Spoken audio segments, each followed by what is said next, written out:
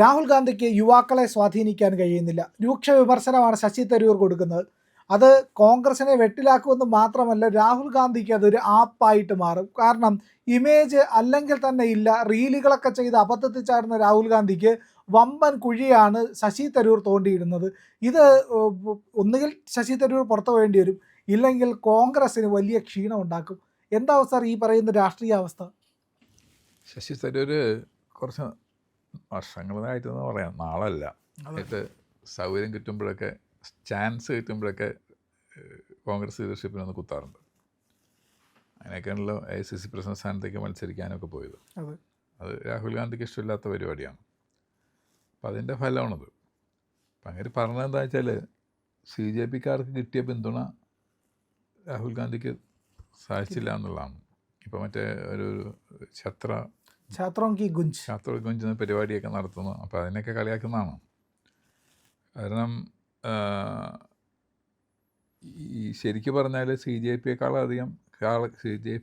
മുൻപ് NEET issue ഉന്നയിച്ച രാഹുൽ ഗാന്ധിയാണ്. പക്ഷെ ആരും ശ്രദ്ധിച്ചില്ല. അത് മൈൻഡ് ചെയ്തില്ല. അവസാനം ഇവർ ഈ സമരമൊക്കെ ആയിട്ട് വന്ന സമയത്ത് ഞാനുണ്ടെന്നുള്ള മട്ടിൽ അവിടെ പോയിരുന്നു. CPM കാര്യം വന്നു, ഇവിടുത്തെ നമ്മുടെ മുഖ്യമന്ത്രിനെ കൊണ്ടുവന്ന് പിടിച്ചിരുത്തി, അങ്ങനെയൊക്കെ ചെയ്തു. പക്ഷെ അതർവൈസ് ഇവർക്ക് ലീഡ് കൊടുക്കാൻ പറ്റിയില്ല.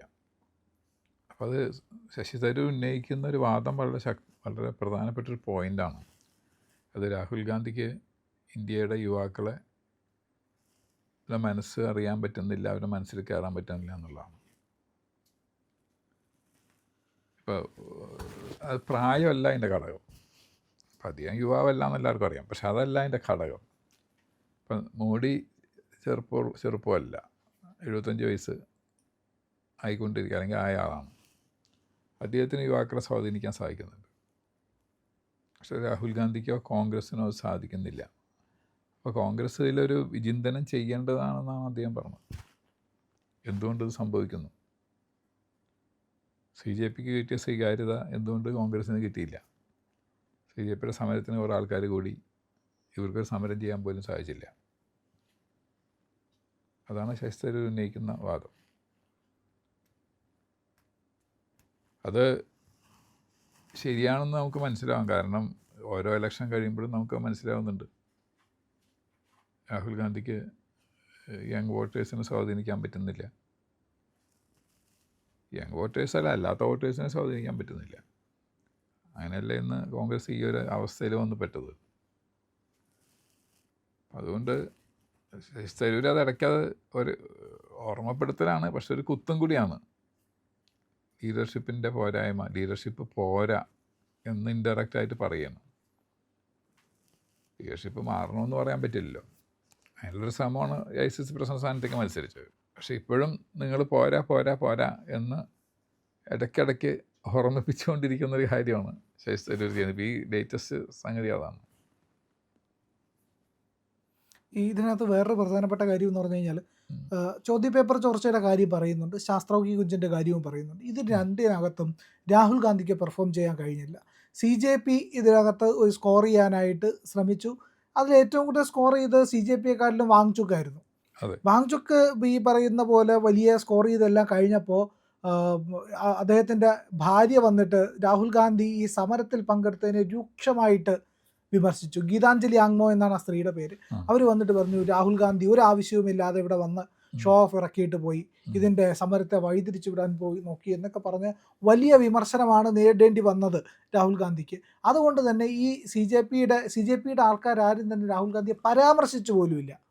ഈ സ്റ്റുഡൻറ്റ് പ്രൊട്ടസ്റ്റ് നടത്തിയ ആൾക്കാരും ഈ രാഹുൽ ഗാന്ധിയുടെ പേര് പോലും പരാമർശിച്ചില്ല. ഇനി അതുമാത്രവുമല്ല സർ, ഇപ്പോൾ നടക്കുന്ന ജാർഖണ്ഡിലെ അടക്കം കർണാടകയിലെ, കേരളത്തിലെ നിരവധി സമരങ്ങൾ നടക്കുന്നു. ഈ സമരങ്ങളിലൊക്കെ തന്നെ കോൺഗ്രസിനെ വിളിക്കുന്നുണ്ട്, അവർക്ക് താല്പര്യമില്ല. CJPക്കാരെ വിളിക്കുന്നുണ്ട്, അവർക്ക് താല്പര്യമില്ല.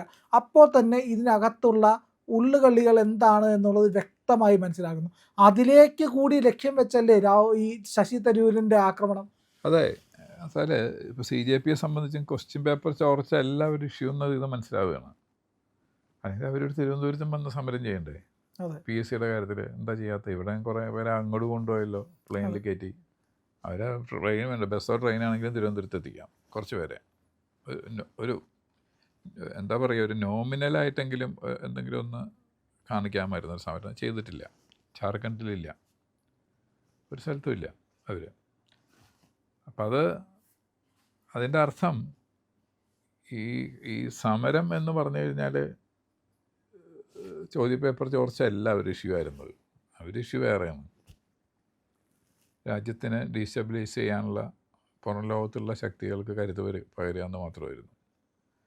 അതും ശശി തരൂർ കാണുന്നുണ്ടെന്ന് തോന്നണം.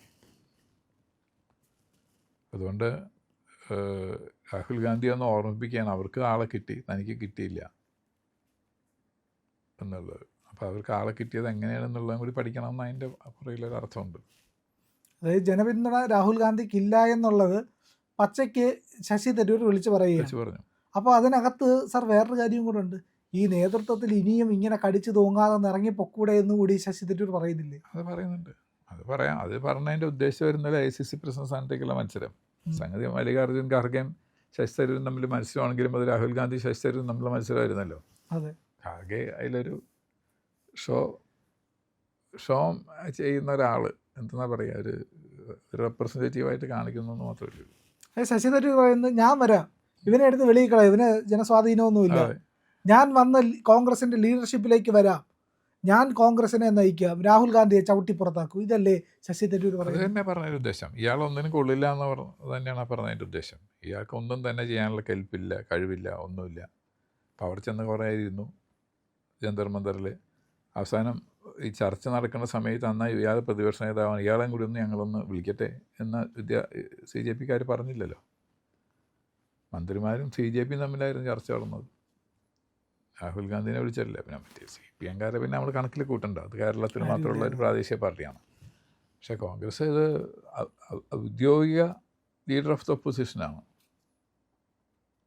അതിനുള്ള നമ്പറുണ്ട്. ലീഡർ ഓഫ് ദ ഒപ്പോസിഷൻ ആണുള്ള നമ്പറോടുകൂടി തന്നെ ആയ പ്രതിപക്ഷ നേതാവാണ്.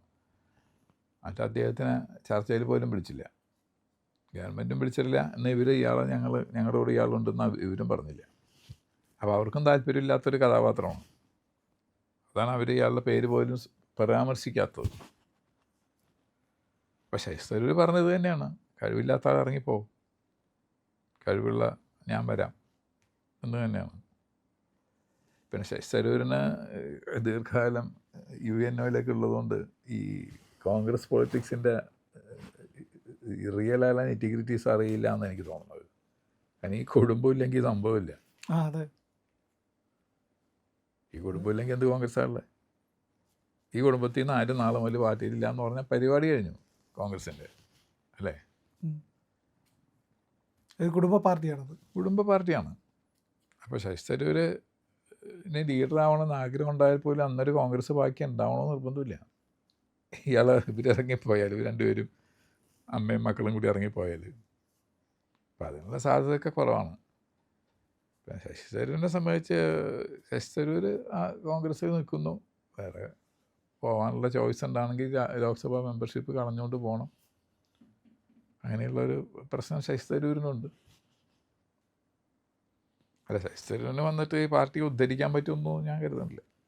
അങ്ങനെ ആയിരുന്നെങ്കിൽ ശശി തരൂർ AICC പ്രസിഡന്റ് ആയേനല്ലോ.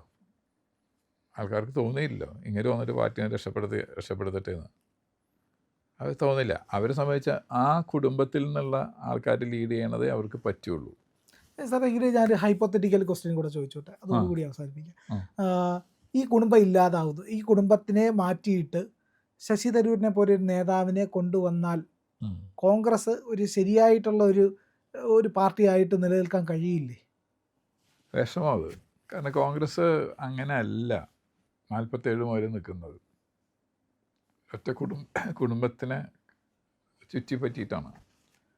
അതിന് വേറൊരു ലീഡർ വന്നാലും എളുപ്പമല്ല അത്.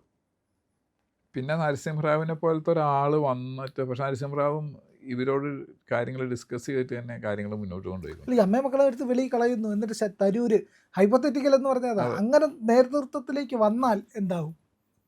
വലിയ അത്ഭുതങ്ങളൊന്നും സംഭവിക്കില്ല. കാരണം കോൺഗ്രസിൻ്റെ ഏറ്റവും വലിയ പ്രശ്നം എന്താ? വ്യക്തമായിട്ടൊരു ഐഡിയോളജി ഉണ്ടോ? തത്വശാസ്ത്രം ഉണ്ടോ? ലക്ഷ്യമുണ്ടോ? ഒന്നുമില്ലല്ലോ. ഗാന്ധിജി പറഞ്ഞില്ലേ, കോൺഗ്രസിനെ കൊണ്ടുള്ള പർപ്പസ് സ്വാതന്ത്ര്യ സമരമായിരുന്നു. അവരുടെ ആ പർപ്പസ് കഴിഞ്ഞു. എന്തിനെ പറ്റിയും വ്യക്തമായിട്ടൊരു നയമില്ലല്ലോ. ശശി തരൂർ വന്നാലും അവരുടെ വിദേശ നയം മാറ്റുമോ? പാകിസ്ഥാനായുള്ള നയം മാറ്റുമോ? ആർട്ടിക്കിൾ 370 നിന്നോട്ടെ എന്ന് ശശി തരൂർ പറയുമോ? അങ്ങനെ കുറേ കാര്യങ്ങളില്ലേ. പിന്നെ വിദേശ ശക്തികൾ ഇന്ത്യയെ ഡീസ്റ്റബിലൈസ് ചെയ്യാൻ ശ്രമിക്കുന്ന ശക്തികൾക്കെതിരെ ശക്തമായിട്ടൊരു നിലപാടെടുക്കാൻ ശശി തരൂരിന് കഴിയുമോ? പറ്റില്ല. കോൺഗ്രസ് എന്ന് പറഞ്ഞ പാർട്ടിക്ക് പറ്റില്ല. കാരണം കോൺഗ്രസ്സിന് വ്യക്തമായിട്ടുള്ള ലക്ഷ്യവും ഒന്നുമില്ല, തത്വശാസ്ത്രം ഒന്നുമില്ല, നാഷണലിസം എന്നുള്ള ഫീലിംഗ് ഇല്ല, അതൊക്കെ എന്നോ കളഞ്ഞു. ഒന്നുമില്ല. ദേശീയത എന്ന് പറഞ്ഞ സാധനം 47 സ്വാതന്ത്ര്യം കിട്ടിയവിടെ അന്ന് ഉപേക്ഷിച്ചു. പിന്നെ ഉണ്ടായിട്ടില്ല. അതുകൊണ്ട് ശശി തരൂർ വന്നു എന്ന് വെച്ചുകൊണ്ട് അത്ഭുതങ്ങളൊന്നും സംഭവിക്കില്ല. കോൺഗ്രസ്സിന് അതിൻ്റെതായൊരു വിധിയുണ്ട്. ആ വിധി അനുസരിച്ചിട്ടേ പോവുള്ളൂ. പ്രിയമുള്ളവരെ, മറ്റു മാധ്യമങ്ങൾ പറയാത്ത ഏറ്റവും പുതിയ വാർത്തകളും വിശകലനങ്ങളുമായിട്ടാണ് ഇന്ത്യ ലൈവ് നിങ്ങളുടെ മുന്നിലേക്ക് വരുന്നത്. നമ്മുടെ ചാനൽ കാണണം, ഒരുപാട് പേരെ കാണിക്കണം, അവരോടൊക്കെ ചാനലിൻ്റെ വരിക്കാരാവാൻ പറയണം, സബ്സ്ക്രൈബ് ചെയ്യണം. ചെയ്യാത്ത ആളുകൾ ഉറപ്പായിട്ടും ചെയ്യണേ.